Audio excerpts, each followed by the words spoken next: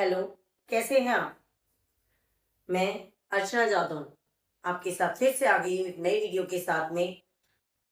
भक्तिन महादेवी वर्मा की रचना है, उसको आज हम पढ़ेंगे। इससे पहले हमारे संस्कृति संगम चैनल को लाइक कीजिए, सब्सक्राइब कीजिए और अधिक से अधिक मात्रा में शेयर कीजिए।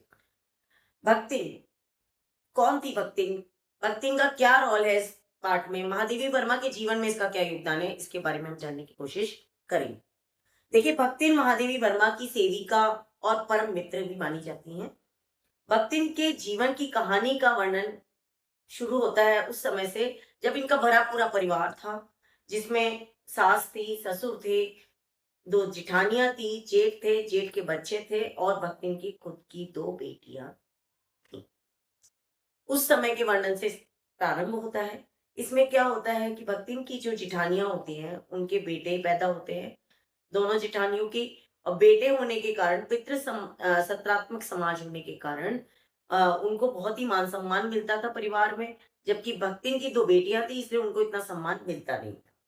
भक्तिन का नाम यहाँ पे लक्ष्मी या लिक्ष्मी नाम के से पुकारा जाता था। भक्तिन सारा दिन काम में लगी रहती, उसके साथ उसकी बेटियां भी काम में लगी रहती, लेकिन उफ तक नहीं करती। यहाँ तक कि एक समय ऐसा भी आया जब विमाता विमाता कौन? सौतेली माता। जब उनकी सौतेली माता ने उनके पिता की मृत्यु की खबर उनके तक नहीं पहुंचने दी, और जब वो खबर पहुंची तब तक सारे काज हो चुके थे उनके पिता के।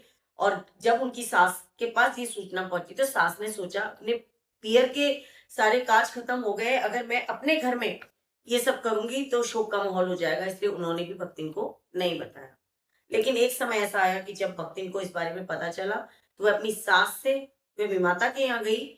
तो वहां देखा कि जो पिता के समय उनका आदर सत्कार था वो बदल गया और उनके साथ बड़ा ही दुर्व्यवहार होने लगा। उन्होंने किसी ने बात तक ना की। घर आई, गुस्से में वापस उल्टे पांव लौट गई और उसके बाद उन्होंने अपनी गुस्सा सास पे भी उतारी। नाराज नहीं सास से, कि सास ने भी उनको ये नहीं बताया कि उनके पिता की मृत्यु हो गई। चलो, सौतेली माता तो सौतेली माता थी, विमाता थी, लेकिन जो सास थी, सास ने भी उनको ये नहीं बताया कि उनके पिता की मृत्यु हो गई है। इस पर भक्तिन बहुत नाराज थी, लेकिन घर परिवार का काम उन्होंने अभी भी नहीं सोच छोड़ा था। सास, जिठानियां, घर के परिवार के बाकी सदस्य उनके साथ दुर्व्यवहार करते थे, भला बुरा कहते थे। उनको खाने को ढंग से भोजन नहीं मिलता था, जबकि जिठानियों को खाने को भरपेट ढंग से भोजन मिलता था। इस पर भी उनके पति जो हैं, उनके पति कभी भी उनको उल्टा-सीधा नहीं बोलते थे। वो हमेशा भक्तिन का सहयोग करते थे। उन्होंने अपनी बड़ी लड़की की शादी करी, लेकिन उनकी बड़ी लड़की के साथ भी एक हादसा हो गया। उनके पति, जो बड़ी लड़की के पति हैं, उनका देहांत हो गया और विधवा जो बड़ी बेटी है, वो वापस अपने मायके आ गई। इस पर बाद में ये भी कुदरत को मंजूर नहीं था कि उनके पति की भी, भक्तिन के पति की भी मृत्यु हो गई। ऐसे में अपनी दो बेटियों के साथ भक्तिन दिन भर काम करती रही। जेठ जिठानियों ने मौके का फायदा उठाने की सोचा कि इसके हिस्से में कुछ ना आए, इसलिए जायदाद अपने नाम कर दी। जैसे तैसे खेत का छोटा सा टुकड़ा और रहने को छोटी सी जगह उनको मिली।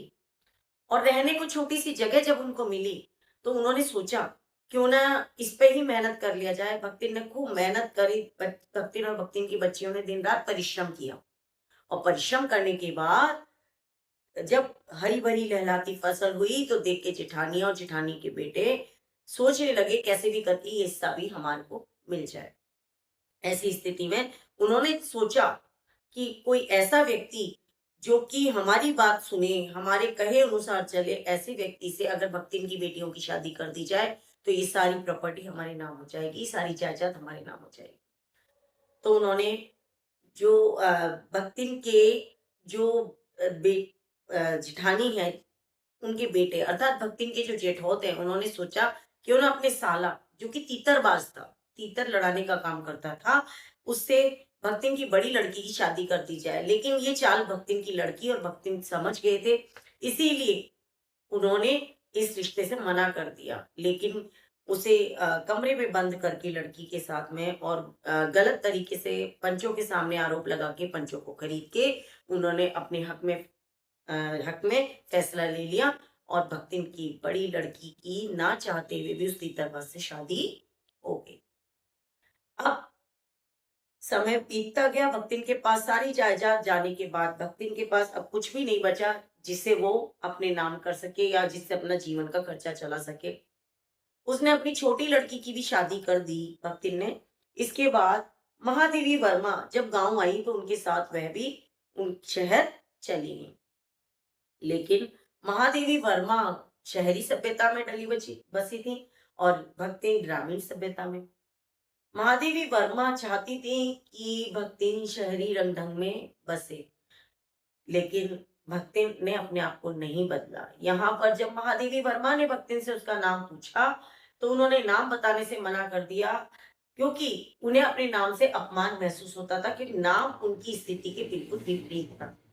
वो निर्धन थी, वैभवहीन थी और उनका नाम था लक्ष्मी, लक्ष्मी, दोनों नाम थे। दोनों में से कोई भी नाम लिख सकते हैं। तो इस स्थिति में वो नाम नहीं बताना चाहती थी और भक्तिन से कहा कि जो आप रखना चाहे नाम वो रख सकती है। तो भक्तिन नाम उनको महादेवी वर्मा ने ही दिया। अब स्थिति ये आई कि वो सारा काम किया करती थी घर का, यहाँ तक कि कपड़े भी तह बना के जहाँ थे वहीं रख देती थी, अलमारी में भर दिया करती थी और कपड़े घर ही होने पर सलवटें मिटने की अपेक्षा उसमें और ज़्यादा सलवटें भर देती थी। खाना भी मोटी रोटी, छाछ इस तरह से खाना बनाती थी जैसे गाँव में बनता है। उनका खाना भी मोटी रोटियों का, छाछ इत्यादि जो देसी खाना था वो था। अब भक्तिन तो नहीं रची बसी उनके शहरी सभ्यता में, लेकिन महादेवी वर्मा ने धीरे धीरे अपने आप को उनके रंगढंग में ढाल दिया। भक्तिन खूब उनकी सेवा करती थी, लेकिन जब उनके पास साहित्यकार बैठते थे महादेवी वर्मा के पास और किसी तरह से वो साहित्यिक चर्चा करते थे, तो भक्तिन भी वहीं बैठा करती थी और साहित्यिक चर्चा में जब सुना करती थी कि वो तरह तरह की बातें उनको सुनाते हैं भक्तिन को या अपने विचार रखते थे, तो भक्तिन भी उनसे शास्त्रार्थ करने में पीछे नहीं रहती। भक्तिन अपना सिर मुड़ा के रहती थी, सफेद धोती पहन के रहती थी और उससे पूछा कि सर क्यों मुड़ाया? वो सर इसलिए मुड़ाती थी क्योंकि उस टाइम विधवा स्त्रियों का शिरोमुंडन हुआ करता था। अब यहाँ पर जब भक्तिन उनकी खूब सेवा करती थी, यहाँ तक कि कहीं रुपया पैसा भी गिरा हुआ होता था, तो भक्तिन उसे उठा के रख देती थी, संभाल के रख देती थी। इस तरह से भक्तिन उनकी सेवा कार्य में लगी हुई थी और अगर कोई उनसे शास्त्रार्थ करता था और उनकी बात का खंडन करता था महादेवी वर्मा की, तो भक्तिन उसको कटाक्ष जवाब देने में भी पीछे नहीं रहती थी। पढ़ी लिखी ना होने पर भी भक्तिन कंठस्थ सारे श्लोकों को, सारे शब्दों को याद कर वाक्यों को याद कर लिया करती थी, सारे ग्रंथों को याद कर लेती थी। जैसा वो सुनती थी वैसे ही कंठस्थ कर लेती, चाहे सत्संग प्रवचन में जाके बैठ के हो, चाहे कैसे। इसके बाद एक समय ऐसा आया कि भक्तिन को पढ़ने के लिए महादेवी वर्मा ने कहा, लेकिन और सभी नौकरों को घर में जितने भी थे उनको पढ़ने के लिए कहा, लेकिन भक्तिन खुद तो नहीं पढ़ी, लेकिन बाकी जो लोग घर के कर्मचारी थे उनकी गुरु जरूर बन गई। आजादी की लड़ाई में महादेवी वर्मा ने सहयोग किया और एक पल ऐसा आया जब महादेवी वर्मा को जेल जाने की नौबत आई। ऐसी स्थिति में जो भक्तिन है वो महादेवी वर्मा के साथ जाने को तैयार हुई। महादेवी वर्मा ने बोला कि तुम वहां जाके क्या करोगी? बोली कि वहां आपका ध्यान कौन रखेगा, वहां आपके कपड़े कौन तय करेगा, आपके खाने पीने का ध्यान कौन रखेगा, आपके सोने बैठने का ध्यान कौन रखेगा? तब महादेवी वर्मा ने उसे समझा। तब ऐसे में जब उसके बेटी दामाद, छोटे बेटी दामाद आए, तो भक्ति ने उनके साथ जाने से मना कर दिया। ये कहा कि मैंने अपनी बाकी जिंदगी तो महादेवी वर्मा के साथ निकाल दी, इनके सानिध्य में रह के, तो अब अंत समय में मैं तुम्हारे साथ क्यों जाऊं? ऐसा कहकर उन्होंने बेटी दामाद को भेज दिया और महादेवी वर्मा के साथ जाने को तैयार हुई। तो महादेवी वर्मा ने उनको समझाते हुए कहा कि तो अब ये तो वो क्षण है कि मुझे जेल जाना है, लेकिन जब भगवान के पास से बुलावा आएगा और अंतिम समय आएगा, तब मेरा ध्यान कौन रखेगा? मेरी सेवा कौन करेगा?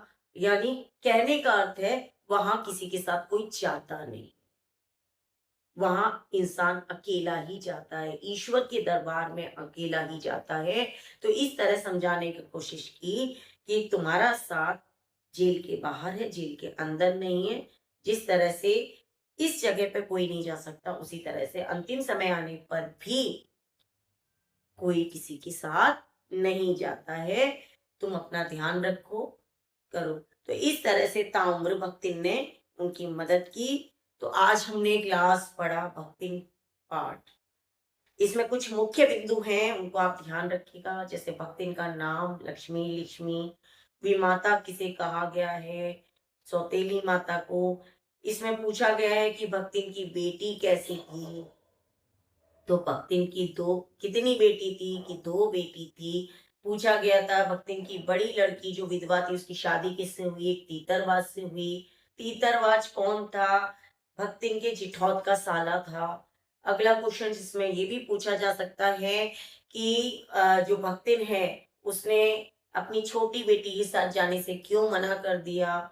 या पूछा जा सकता है कि जो भक्तिन है वो किस तरह का भोजन बनाया करती थी। भक्तिन है वो किस तरह सेवा किया करती थी, भक्तिन किस तरह से साहित्यकारों के साथ साक्षात्कार करती थी, या पढ़ी लिखी ना होने पर भी भक्तिन किस प्रकार से शास्त्रार्थ में माहिर थी, कैसे उसने शास्त्रार्थ का ज्ञान प्राप्त किया। ये सभी प्रश्न आप पाठ के बीच में से याद करेंगे, पढ़ेंगे और अपने परीक्षा उपयोगी तैयारी करेंगे। धन्यवाद। अगले वीडियो के साथ हम फिर से उपस्थित होंगे। इसके साथ ही मेरे संस्कृति संगम चैनल को लाइक कीजिए, सब्सक्राइब कीजिए और अधिक से अधिक मात्रा में